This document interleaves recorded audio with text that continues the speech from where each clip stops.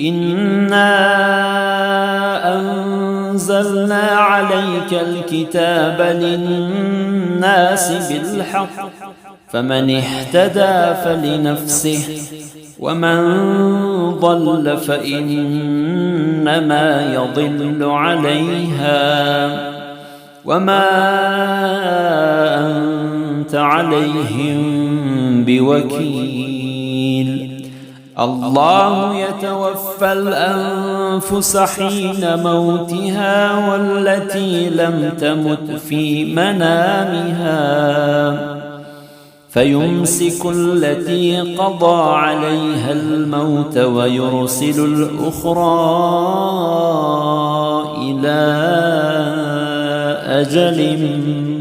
مسمى إن في ذلك لآيات